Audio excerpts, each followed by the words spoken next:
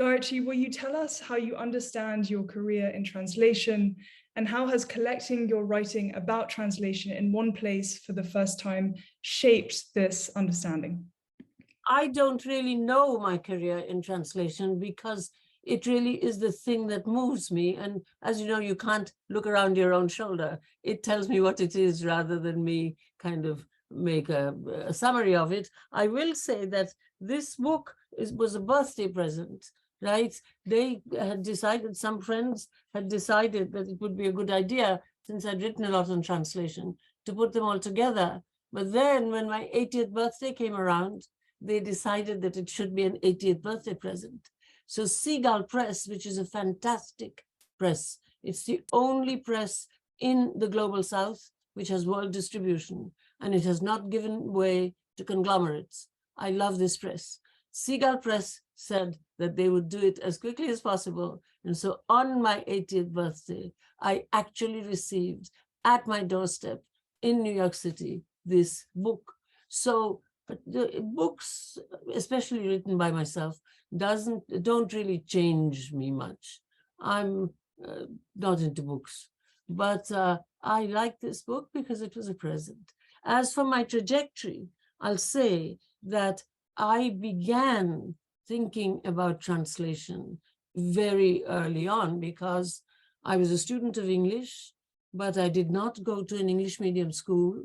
So I learned English as a foreign language, one class, and did not speak in English at home. We were super educated, everybody at home, but we were not English speakers. We spoke in Bengali to each other. I still speak in Bengali to all my family, what's left. So therefore, I loved English with the total joy. I mean, because I learned it a little bit at a time. And so translation was very important in my life. What did happen, the thing that was most important, and that's in this book, it's that I started doing an MFA in translation in 1974 at the University of Iowa, which was an unheard of thing. So in my minor institution building capacity, I've been working for translation since the time that I had just received tenure, just about to become a professor. I was actually working on institutional possibility of doing translation. To me, that's a very important thing. And I'm still working with translation, which I would like to talk about, current work, which is not contained in this book. I think I should probably not say too much more right now. So Emily has the opportunity to say a little something, but I don't want to end today's discussion without talking about that current work because it's close to me. Yes. Fantastic. So this is great because we're going to hopefully have time. We're certainly going to talk about this, and we're definitely going to talk about translation within the institution. Emily, I'd like to go to you so you can pose your first question to Gayatri about her role as a translator and as a translation theorist. Yes, I just say that, like Gayatri, I came to translation studies and translation theory through pedagogy, through teaching, through thinking about modes of outreach, especially to students, graduate students who didn't come from, I was teaching at UCLA at the time, from language backgrounds that were necessarily Eurocentric.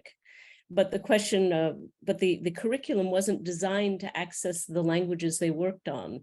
So it came out of something quite pragmatic.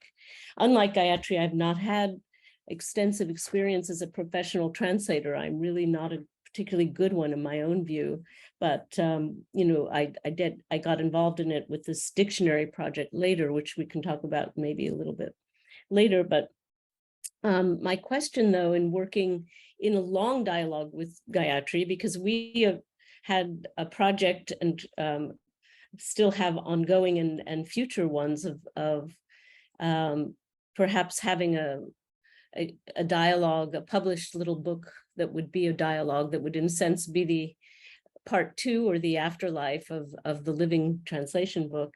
But my question to kick off with to Gayatri would be, since you've really worked as a translator as well as a translation theorist, what factors most guided your choice of text to translate? Were there, and I was thinking about the languages you've translated from, some of them like English and Bengali, first languages, others learned, studied, struggled with, like Chinese, Mandarin, I know you've been studying for years, and haven't translated from it, but French, which was the language that you encountered trying to come to terms with the translation at a very young age of Derrida's de la grammatologie, of grammatology. And so I guess the question is, there are two questions here. Were you called to translate certain texts that were connected to your languages, and by others that were not necessarily connected to languages that you had an effective relationship to? And have they led on to critical paths in your own work? Subalternity, postcoloniality, gender theory, the theory of critique as such. And, I've sort of semi-facetiously titled a paper, The Task of the Spivakian Translator. But I'd love to find out what you think the tasks of the Spivakian translator are. I wish I knew. I'm sorry to begin every answer with this confession of ignorance, but I'm old enough now to be able to confess ignorance without too much terror. But at any rate, no, I did not choose to translate any of these things. They came my way, and I will say English really is not my first language. It's I do a lot of writing and publishing in Bengali, and of course, I didn't do a great deal before because no one asked me to. I always do things that people ask me to. I was commissioned to write a lot in English, so I went on writing in English. In the beginning, extremely turgid. Why? Because I felt that people would think I was not theoretical enough. And then slowly I lost that lack of confidence. And so it became simpler. But I know now that when I actually write in Bengali, I write much faster, and it's very strange because, I've lived in the United States teaching English, French, and German for 61 years. And, I don't live within a Bengali community. How did this happen? I don't know. I mean, and I love English, so there's no joy in saying it's not my first language, but it's not, in fact, my first language. It's I'm not a native speaker. I'm very good, but I'm not a native speaker. I know that. But I chose Derrida, to use the word chose within quotes, because I got a job at Iowa, and I was mocked by my fellow graduate students, a couple, because quite wrongly, they thought that the Middle West was not a serious place. Cornell, after all, that's Eastern Seaboard. You know how graduate students can be. I hope they're not like that now. But I was extremely, as it is, I was a foreign student, right? Female. As it is, I felt extremely kind of small. And then when I was daily mocked, one fellow student every day would ask me, so you got a job at the University of Idaho? And then the next day, University of Ohio, University of anything like that. And I would always say yes to him, just to at least befuddle him. But I felt very bad. I thought, hey, here I am, almost a Cornell PhD. And I certainly have a wonderful BA from the University of Calcutta, which is a fantastic university. And here I am going off to a place where there will be no intellectual exchange. How wrong I was. My colleague was Kurt Vonnegut at Iowa, right? No intellectual exchange. But at any rate, so I must keep myself moving. So I hadn't finished my dissertation yet, but I would order books from catalogs to remain within the intellectual world. And it was by chance that I ordered de la grammatologie in this way. between Kolakowski and another text, which I'm now forgetting. And so, you know, I mean, I was only a foreign female student. There was no facts. Diman hadn't met Derrida by the time I left Cornell. I didn't know who he was. I saw that it was a very strange title. I read the book. I was 25 years old. And, you know, I was just blown away by it. And I wanted to write a monograph on it. But I thought, here's this unknown guy. And here am I, a young unknown assistant prof. I can't, nobody's published. Nobody will publish a monograph. So I offered to translate. I didn't know any French. You know, I still don't know any French. And people mock me. I mean, look at how Jeff Bennington shamed me. He was excessive. And there were other reasons, but nonetheless. I felt that if I didn't offer to translate, I wouldn't be allowed to write a monograph. So I wrote to the university. I think your whole answer so far raises questions around gatekeeping in translation and who feels entitled to translate what. And it's a story also about overcoming it simply because you were just too damn interested. So you just went. So young and too stupid. And it, you know, I sent this query to the University of Massachusetts Press because Angelo Bertocci at a cocktail party had said they were publishing translations. And I said I was a fantastic translator, which is just total nonsense. I'd never translated anything. And so I sent them a page which I'd really worked on. And, you know, my husband at that point was a teacher of French, Gayatri Spivak. And then I said, but I will not publish this translation if I'm not allowed to write a monograph length introduction. They thought that this query letter was so strange. They told me later that they said yes. And then behind my back, Phyllis Miller sold it to Hopkins. So I had very little, I didn't even know who Derrida was. So I had very little to do with really choosing to do the translation. And as for Mahashita Devi, Ranajit Guho, the editor of the collective, he's not well now, and he's going to be 100 years old in May. But he asked me, he mocked me. He said, yes, you folks think of yourselves as revolutionaries. This is a really revolutionary text. You should translate it. So therefore, Draupadi. So I translated it at his behest. That's at the Césaire, I was asked to translate by Naveen Kishore. The Ramakrishna song, the Ramprasad songs also, I was asked to translate. So everything that I have translated so far, it's been in response to requests. I've not chosen to translate anything except everything. Great. Okay, I'm going to jump back in here and to kind of turn it back onto you, Emily. But first, I want to lay out for everyone who's joining the call, welcome to this conversation, just the kind of architecture of the book, because Living Translation is divided into 5 sections.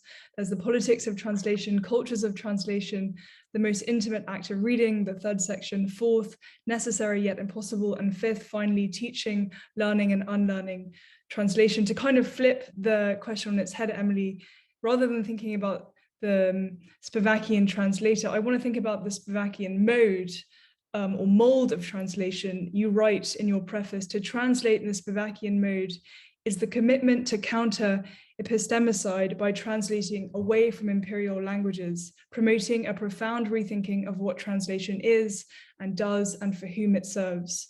You write, what emerges as a picture of translation theory as a critical practice traversing the history of colonialism and its aftermath, and transforming a range of post-war isms and movements, post-structuralism, deconstruction, global feminism, subaltern studies, anthropologies of the human, ecopolitics, and global criticality. Can you tell us more about how you understand the Spivakian mode and mold of translation?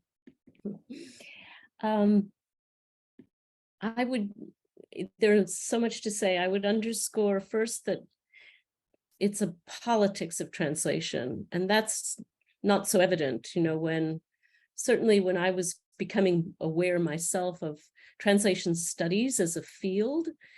There was the Walter Benjamin essay, there was the work by Sam Weber that I admired a lot, but that was very Benjamin inflected, and there were pioneers of translation studies, but I just didn't feel that there were, George Steiner comes to mind, but I didn't feel there was a politics of translation. And so when I first encountered Gayatri's piece called The Politics of Translation, which I was reading in tandem with Edward Said's Embargo Literature, where he talks about how, certain writers are in a sense translation friendly and get picked up in the global market, whereas, quote, difficult writers get pushed to the side.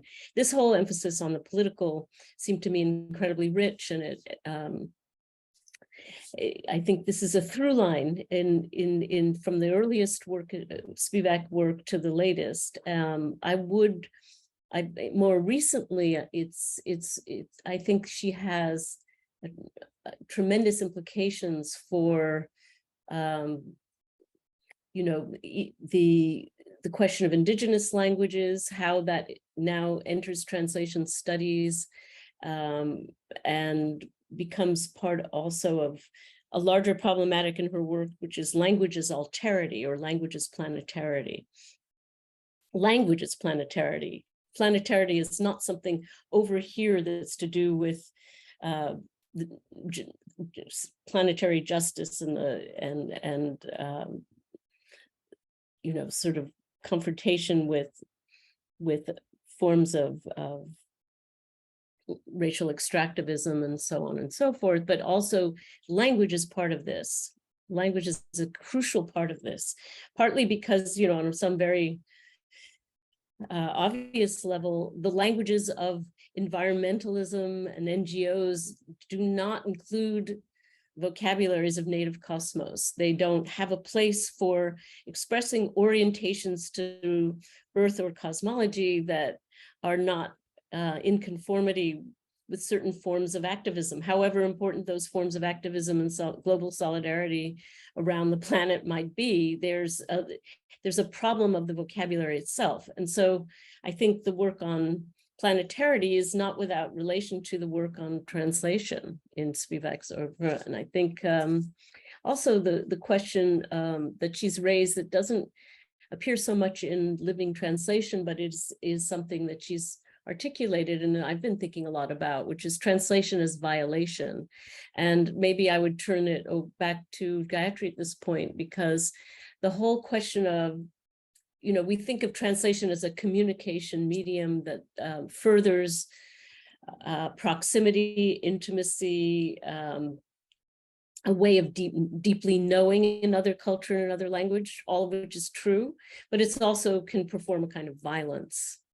It can be part of a system of sovereign imposition. It's part of colonial histories of language colonization. So, and it can be part of colonial mimicry as a two-way reciprocal form of violence. So, I would just turn it back to Gayatri if she wants to say a few words about violence in translation. Yes, let me come to the violence from someplace else. When I was given a prize in 1997 by the Sahitya Akademi in India for translating into English, I realized that the ones who were translating from one Indian language into another had a completely different relationship to these languages, learning a language that was not their mother tongue, but a different kind of Indian language, because India has, after all, different families of languages, and translating from one to the other. Why? I realized that this was so different, because in general we think, I'm coming to the point about violation. In general, we think about translating, if our imperial language is English, into English. There is a piece in the book called Translating into English, where I've tried to confront this fact. And if we are in Morocco translating into French, if we are at Vietnam, if we are in Vietnam, translating into French, this kind of stuff, I realized that was wrong. And so since I was very much into comparative literature, I was not, in spite of what you say, a professional translator. I've never been paid for translating, but nonetheless, I was a translator. But since I was in comparative literature, my point of view always was that translation should be a practice, not a convenience. It's not something that we lean back on. In fact, in the introduction to this volume, I quote somebody who says, God forbid if were he ever to have a creative writing school, it's some Maras writing, he would accept only students who knew at least one language besides their own. And the only thing, he says, I would make them do is to translate and to translate and to translate, because I think that's the best possible school for someone who wants to become a writer. And I would say also a reader. So this is what I wanted to teach in Complete. Translation as a constant practice, and not from one's mother tongue, and not into one's mother tongue, and not into English or the Imperial language. Constant practice, and also something that is not a convenience. So I went into, from this, into my teaching also among the subalterns, etc. And what did I find? I want to come to something else, but I want to talk to Emily's question. I found something very simple in Derrida now, and I hadn't thought of it before. Very simple. That's one of the reasons why I've always liked Derrida, in spite of everything. What he really moves with is very simple, finally. There's a great simplicity in that obscure and complex language without which he couldn't express the, I hope there are Bengali, I know Surya understands Bengali, but there must be people who understand Bengali in the audience. Sahaj katha jay na bola sahaje. This thing, this understanding that the easy word cannot be said easily. This is something that you do find in Derrida. And what did he say? A very simple thing. You start translating, you kill the phonetic body of the text. You enter translating by murdering the phonetic body of the text. I mean, I asked Surya before, I noticed that he has joined us before this, if I would have the courage to actually utter the first sentence of this 19th century epic in Bengali, and then Clint Seeley's wonderful translation. But I think I'm not going to do it. But at any rate, so that violence is the violence that I keep in mind. So therefore, for me, translation is a deeply, deeply treacherous act, not just traduttore, the usual thing, but it reveals the fact that all love is treacherous, because I also love the text that I translate. It's the most intimate act of reading. Now this, and just one small point, and then I'll go back to I haven't yet talked about what I do currently. I hope you will ask me about that. But this puts us in a double bind. How are we going to think the subalterns' access to the mainstream? It's a completely different kind of problem from our own easy situation of what Emily is calling indigenous languages. So therefore, in his 90th year, Du Bois, writing from China, Shirley Graham read it, to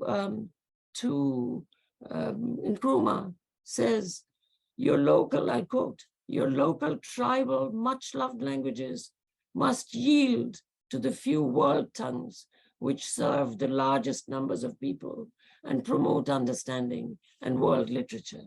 Gramsci, before he changed his mind, thought about Latinity. And I have worked with subaltern students now very, very closely for 40 years. And the idea, because the grand ones are not going to learn the subaltern languages well. They're not. They're going to talk about it. So the subaltern will have no access to citizenship without a good grounding. I teach them to love English. At the same time, to love their own language. And I can do it because I work very hard at it. So it seems to me that this, and I work with the unsystematized mother tongues of Africa. And why do I work with them? Not because there is some kind of easy anti-colonial politics there, but because the development lobby, so-called, thinks that the world's wealth of languages is an inconvenience, even as it goes on saying, we must work with the community. The community cannot work with the developers if they have absolutely no clue of the unsystematized namic languages, in other words, languages written on memory, which we mistakenly call oral. So therefore, this thing, you know, it's not a very profound theoretical point. It's a deeply political point. Mm. Therefore, the idea of how to deal with the subalterns' access to citizenship, and at the same time, the absolute usefulness, preserving is not going to do much good. For whom does one preserve? The absolute usefulness of the unsystematized languages of the world. These things are so troubling. And yet, if one doesn't work in this way, one will not be able to confront the fact that the reality of the world is a little bit different from the situation of, you know, Research One universities that we inhabit. So therefore, that's the one thing that I would say before I go back to Emily, so that I can finally have time for my current work. Emily, would you like to respond? I do want to get to this, your essay, Gayatri, from 1992, The Politics of Translation, and just make some precisions about that. But Emily, first, would you like to respond to, I think you're on mute. To what Gayatri just said? I mean, that was incredibly rich answer. This whole question of the importance of an access to citizenship that through learning imperial languages is a huge part of the politics of translation. If I could just interrupt you for a moment, Emily, I would like to take that historically correct adjective away from the language. The language itself, the language is not imperial. The history of use of the language is that has used it. So this is what I teach my subalterns. Language. It's not an imperial language. Well, I just was, you know, for quite a while I taught in at UCLA, and I remember there were I mean, Gayatri's simple point led to some very big questions on the ground, which were referendums that were launched by the right in California called English Only. They were against bilingualism. And, you know, it seemed to me there were no ambiguities that this was horrible legislation, but then it turns out to be more complex, because a lot of Spanish speakers in the state who, you know, made the access point. They said, we absolutely have to have access to English. It isn't one or the other. And I think it's, you know, it's just one example of many about how certain kinds of identifications and assumptions about language, just like the correction you just made about what's an imperial language. It's how it's used. It's very context-based. There isn't something inherent in languages that makes them dominant. It's very contingent.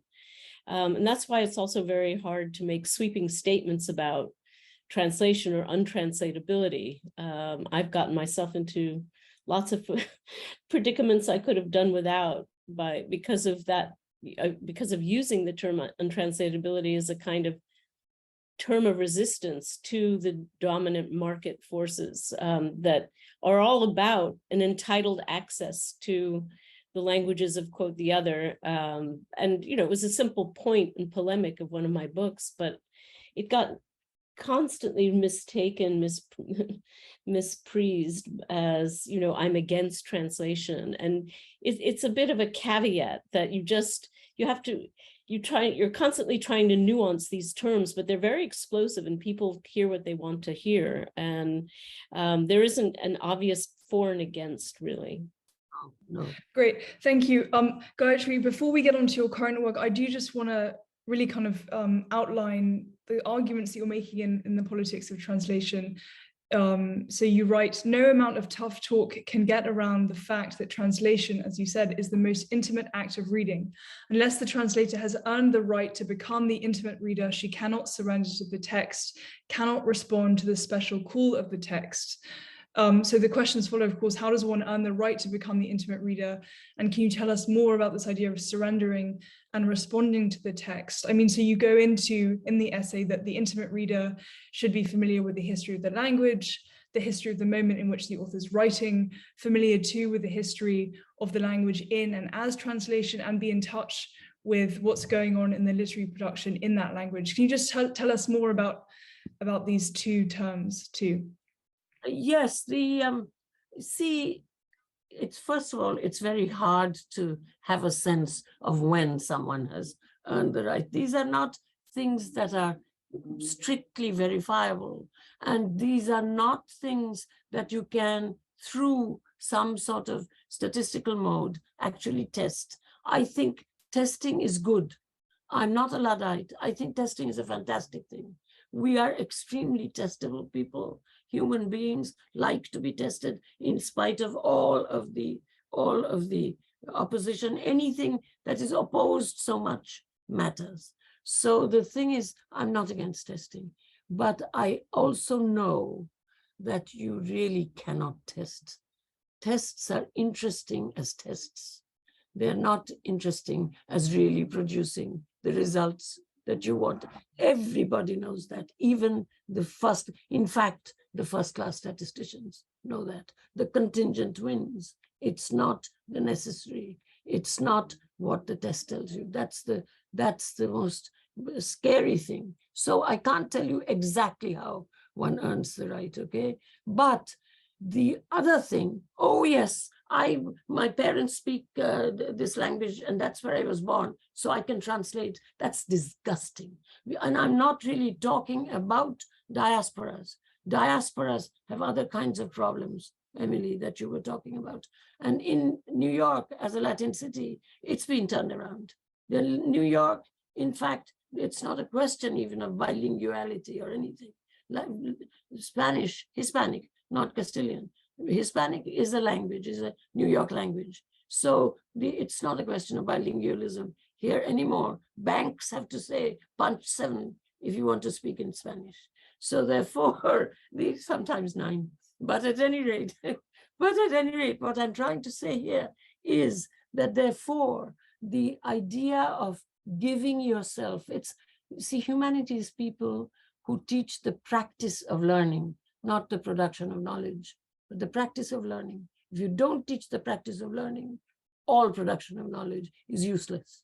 So this is the naming language, is also practice of learning. So therefore, in the humanities, the idea of surrendering is the humanities learn to learn from the unverifiable. There's nothing in the humanities that you actually verify. So therefore, the idea that's a kind of, how would I put it? I do put it this way. a prayer to be haunted. You know, the last essay in the book, it's called, I'm going from this 1992 essay. By the way, do I say in the book that I was about to be raped? And that's how that essay came about? No, okay, well, I've kept that out. You know, boy, yes, it was in Oxford, near the Iffley Locks, where there's nothing but in a little area, there's nothing but bushes. No one can see you. And the guy launched himself on me. And of course, I was wearing my little shorts and running along. And he's launched himself on me. And I'm so stupid, saying, what do you want? And he was so turned off by the fact that the rapee was asking, what do you want? That he said, what's the time? And I told him the wrong time. But in the meantime, he's pushing me down. And so I said, I couldn't be afraid. And I'm telling myself, knee him in the groin, jump into the water. I knew that I couldn't do anything. And so I said, I did the only thing that I could, which is, you know, I have a very loud voice. And COVID has affected my voice box, so it isn't as loud as it used to be. But, you know, it was very, very loud, and trained to sing classical music, North Indian classical music. So I could project. So I gave a loud noise. I couldn't even say help me or anything. I just loudly screamed. And so the people couldn't tell if it was a female voice or a male voice. How do I know? Around the bend, people were fishing, and loud noises disturb fishers. So around the bend, a group of men said, shut up.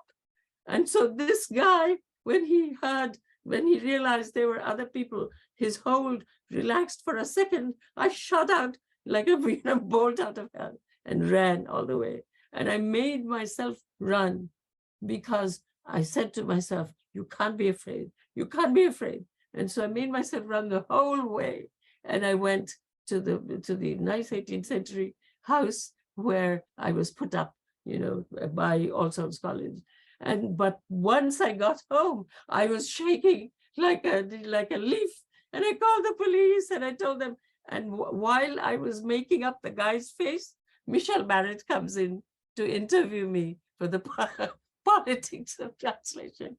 So that essay has the mark of that incredible violence. You know, I mean, it was just an amazing thing. So anyway, that's wild, because in one of the questions I had for you, I asked about sexual violence in translation as one of the so it's that anecdote. I mean, I'm sorry it happened to you, obviously, but more than an anecdote, I'll say.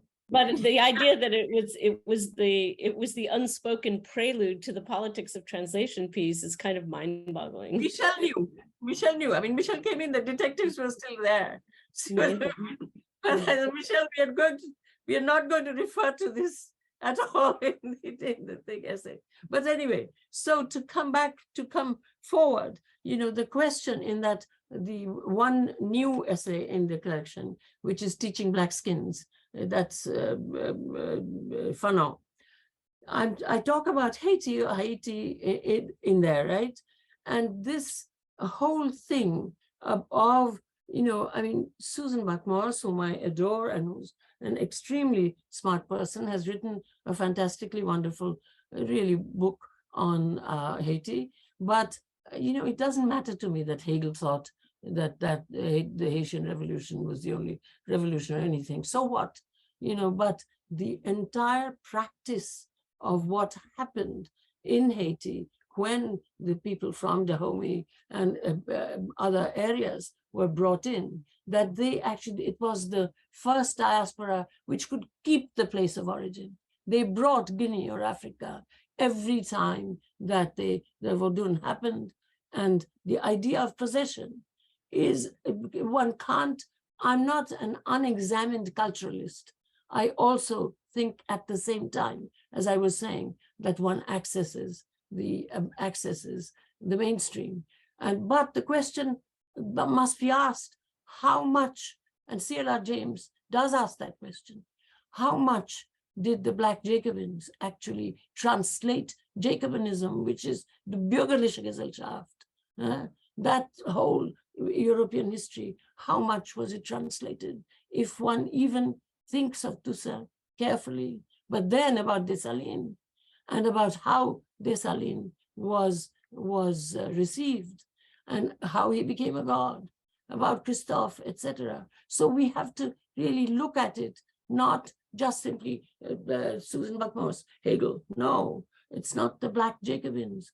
It is really, we need Babeuf in order to understand what was perhaps going on. But that idea, the idea of accessing by being possessed, once you take it, and then of course the American occupation, the incredible sort of parental attitude of the horrifying American occupation, and then before that, the transformation of Frederick Douglass into the discourse of the State Department when he was in Haiti representing the United States, how he was treated, why he left, all of that, his letters, the handwritten letters which were written in the discourse of the Enlightenment. One has to see how all of this translation is or is not taking place, taking all the risks and creolity. But I want to go much further with this, but I can't now. But the idea of being possessed, and I won't go very much further, it has to do with your question, the idea of being possessed, and that when you are possessed, then you can access. That's what I'm describing. When Derrida calls it hauntology, it's fine. It's fine because it's someone who teaches at the École Normale. But on the other hand, but when you call it possession and, and you're talking about Haiti, then whoops. So therefore, I would say that that's my test for the imagination, a prayer to be haunted. It's not something anticipatable. It's not something periodic. It can come or it cannot come. And you can tell that someone who's going on and on about some wonderful text really hasn't a clue because there's no sign of haunting.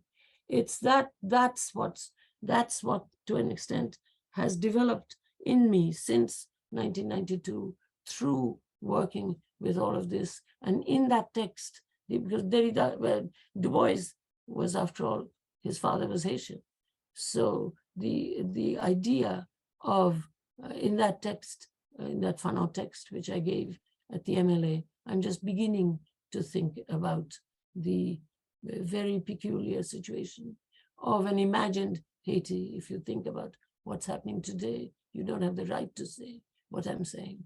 But, have I earned the right? I don't know, probably not.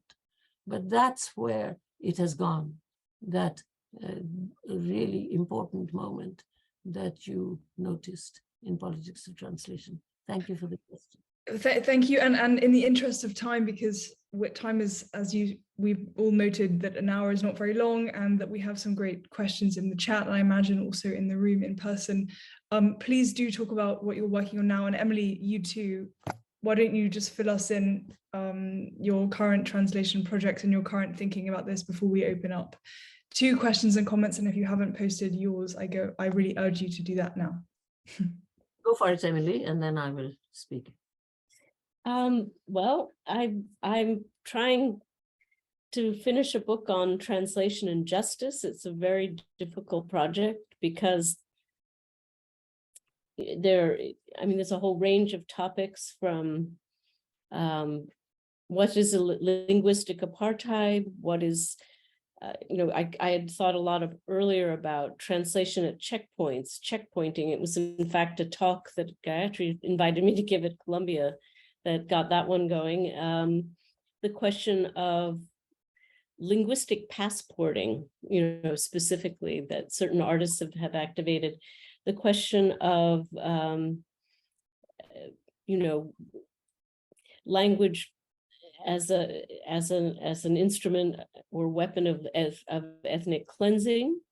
The question of anti-monolingualism in its various uses, languages, and alterity, planetarity. This is a range of topics. What I find and perhaps, you know, we always think it's important to end a book. I've questioned in this project, and maybe it's the act of translating and the idea that you always keep on translating. I have no motivation to finish this book and no desire to, none at all. I want it just to. Your editor must be absolutely thrilled. Yeah, well, it's Verso editor. He's not thrilled, but he's been laying off, I guess. I don't know, maybe that's a bad sign, but I feel like the politics of the moment are so much in tune in real time with the politics of translation. I also did a nice long interview with Katie Kitamura, a writer whose book Intimacies is about a translator in a courtroom, and that'll eventually come out in New Literary History, but we did it as a public event. And, you know, there's a whole section on questions around sexual safety in translation and how you translate certain terms of gender and genre and sexual being across languages where they don't work. But this is a project I'd have to do seriously with a giant collaborative group, and I can't really take it on as a solo writer. So in a sense, my work is in a place where it's unfinishable and it's collaborative. Okay, Gayatri? Yes, I want to begin where Emily brought us. You know, this sexual business. What I was talking about the unsystematized languages. One of my, I guess I can call him a friend, although I haven't talked to him in some time. Shafiq, who works for the public health school at Columbia. He was working in Kenya with women whose babies had HIV/AIDS because of their because they themselves had HIV, right? So and the woman said to him, you know, of course I understand Kiswahili, and I'm talking to you in Kiswahili, but you know that's not. I mean, because she's talking about sexuality, and but you know that's not the language of my heart. But the language of my heart is Kimaragoli. But you don't know it, unsystematized language. So therefore, this situation of, you know, translation and sexuality. I mean, subaltern women are not just because they're so ashamed that they you know, because they're not fully educated that they don't talk sex. You can't talk sex in a language that, as far as she's concerned, is a lingua franca. Yoruba, the bigger Yoruba, it's an imperial language, to use your word. You know what I mean? So therefore, it's from what point of view you're looking. Well, I'm working at, I'll make it very short and it'll lose all its glamour. One of them is climate change. And you see these subaltern people who are the worst sufferers also don't know how in the detail of their behavior, because they're always being so romanticized as indigenous, wonderful environmentalist philosophy, etc., that the cultural conformity, which is wonderful, is taken to be environmentalist philosophy. But I teach them, I am completely a metropolitan middle-class person. I don't have any good philosophy. So therefore, they know it too. They know that I belong to their enemies, etc. We don't talk about everything. And so one of the things that I do is try to give them a sense of the cartographic world. That part I can't say in here. But at the same time, what I do is I notice generally in BBC, but here and there, videos which have material which actually they will understand in terms of feeling that the cartographic world is one, that, you know, they're sitting on the globe and so on. So what I do is then immediately try to get them subtitled in the language.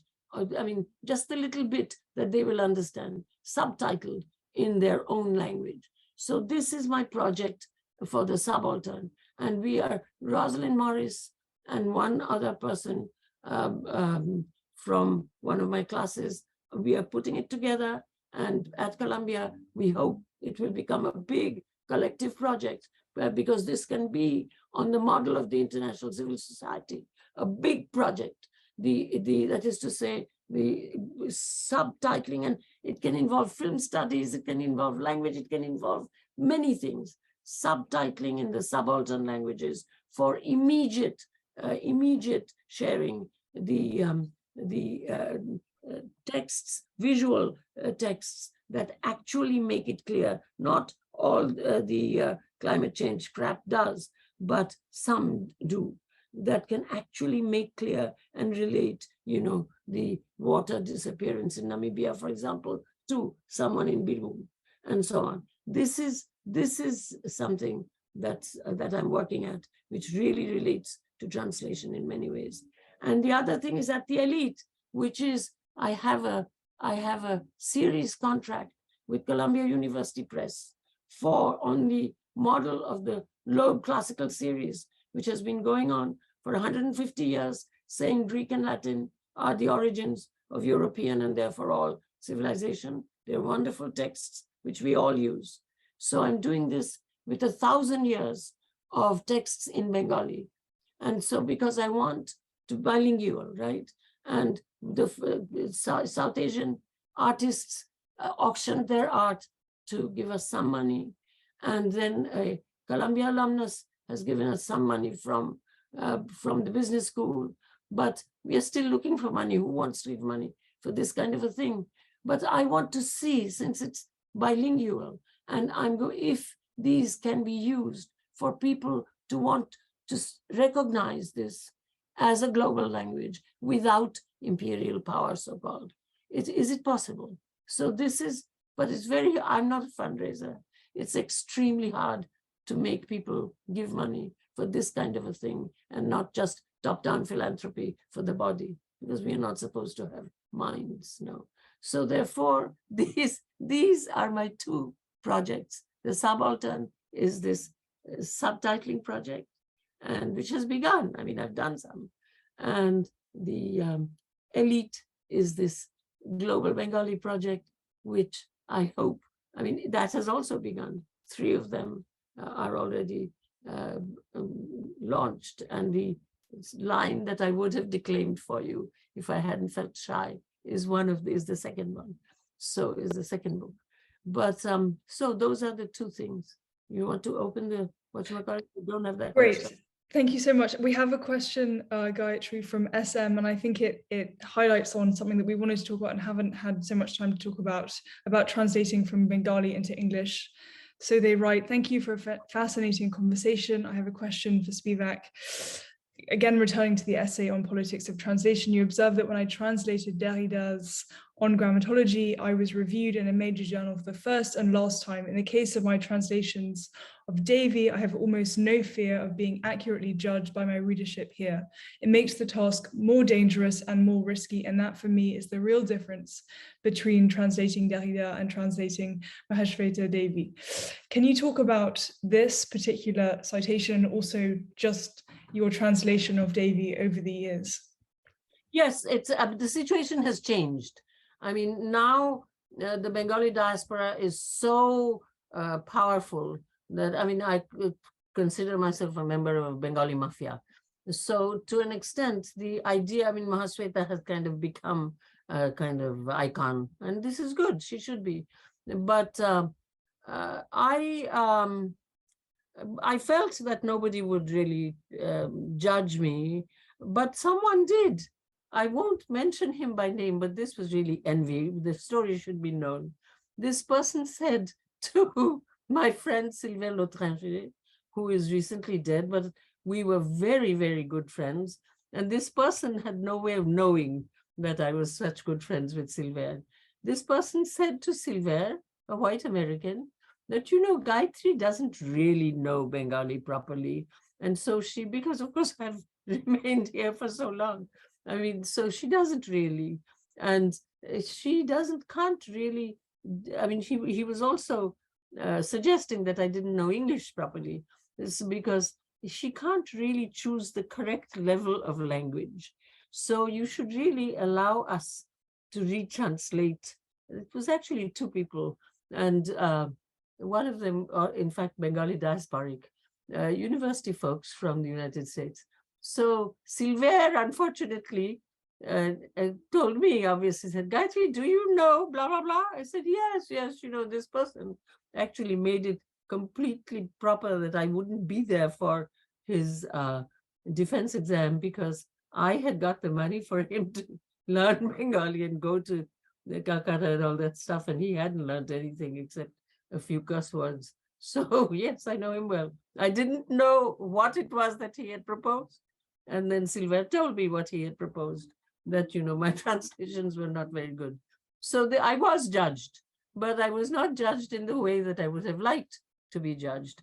On the other hand, I must say that for my translation of Breast Giver, Mahashita herself said to me, Gayatri, when I read your translation of Breast Giver, I feel like I am reading my Bengali. She did not say this about anything else, but she did say this about Breast Giver. And therefore, I have, that is pretty high praise. I was extremely blown away. But translating Mahashita was, was good. I mean, until I felt that Chokti Munda and his Arrow, which was the last thing I translated, that was a little too pterodactyl. I think is an unbelievable text. I think it's a wonderful, wonderful text. But Chokti Munda, I was not interested because I thought it was too romanticized. And so, and at that point, there were other problems. And so I stopped. But on the other hand, I'm very, very happy that Ranjit Guho pushed me into translating her. There's a lot to say here, but I think I should stop. Great, thank you. Just in the interest of time, a final question that departs from an essay towards the end of the collection, Gayatri. This is translation in the undergraduate curriculum. Given that you're both very much involved in the world of teaching and the world of universities, you write at the beginning of this essay, before you propose a syllabus, I believe that globalizing the curriculum must be distinguished from culture wars and canon debates. A globalized world does not provide or endorse a pure non-Eurocentric gaze. You wrote this in 2009. Of course, the conversations around culture wars and canon debates have become much more intense. How do you both feel about this, globalizing the curriculum on the one hand, as it relates to these very charged discussions about the canon and culture wars today? Maybe Emily, to you first, and then back to Gayatri. How's the mood at NYU in Washington Square? Yeah, the culture wars, I think, have taken a real toll on the spirit of exchange. There are all kinds of minefields and perhaps a kind of deeper engagement with translation where things don't fit into the boxes of American culture wars. I find American cultural wars, some of it coming from the left as well, even though I hate the whole debate about cancel culture and I will not enter into that. I won't even use that term because it's a weaponized term of the right and it's so distorting. And it's also become part of a vacuous discourse about academic freedom or freedom of speech. Absolutely disgusted with the whole way in which that's being dealt with right now. I find it misses the point in so many ways. So anyway, you're starting me on a rant. I try to stick to close reading and encourage us to think about the terms we're using, because when you start translating them, they become defamiliarized. They become not any one fixity. And the problem with certain kinds of ethno-nationalisms or even certain kinds of identity politics that are not strategic essentialisms, but are just old-fashioned identity claims that shut down rather than open up. These are the things I'm finding very difficult to grapple with. And they're a parochial problem in terms of the American university in particular, but they are a global phenomenon. And I haven't worked out that one that, the polemic I engaged with earlier about, world lit and the sort of smorgasbord, exotic menu approach to teaching world literature, which I think is still a problem. It's not something you can solve easily. I tried to come up with a more problem-based approach to comparative literature that also says openly that there are no good paradigms of comparison. They all either devolve into certain kinds of universalist assumption or a sort of particularism that doesn't necessarily allow for comparative thinking, which I still think is a good thing. So in a sense, it's back to the double binds, back to irreconciliations, but maybe that's the area I'm comfortable in the sense I find that interesting. Gayatri, what do you think? See, I'm not a good teacher. That's the first problem. But I've tried. I'm a very sincere teacher. I've tried all my life to be a good teacher. I've had excellent teachers myself, so I know what I compare myself to. So let's first of all keep that in mind. So how much are you going to take from me in terms of teaching suggestions? I would say that the situation now has changed completely at Columbia, and the situation has also changed in my schools in India. Those are the two places I work, right? So the situation at Columbia has become, I'm talking about undergraduates, right? They're not taught to read anymore. They're taught to control. They're taught to summarize. They're taught to have a topic sentence which they make the text prove, so that the text falls under the, I don't even think of close reading, I think of, entering the text and seeing how it signals to you what it means, etc., which is really a little different from giving a description in terms of close reading, but they don't know how to read. So therefore, the idea of reading, translating, which supposedly the complete students, I still ask them to read the text, like I was teaching Duras, and I was certainly asking the complete students to read the text in French, but they couldn't do anything. They could just say, this word has not been translated correctly. We're not talking about correct translation there. The fact that one person noticed the fact that the mother, it's kind of a homonym with the sea and so on. One person did notice, but he was from Alliance, and he was from Sciences Po, etc. He was not a Columbia type. So I can't deal with them anymore. I'm so far away from them, and as it is, not a good teacher. So it's a problem now. In terms of curriculum, I mind that these students who will not, English majors, right? Many of them, I teach complete English, French, and German. They will not, because of the brand of the degree, take something in the Middle Eastern, South Asian, etc. thing. Okay, they will take English, but they will not know they will not know from where. Absently from Felicity, Ohio, it came. They will not know. I think it's a loss, double bind. You don't become good by saying the others are bad. So therefore I'm in the problem rather than offering solutions. The solutions that come are like when you throw yourself in the water, you're swimming somehow. The solutions come in the classroom, trying to pull the student into intellectual labor rather than something that I can write out in principles. So I'm sorry, not a good answer, but an honest answer.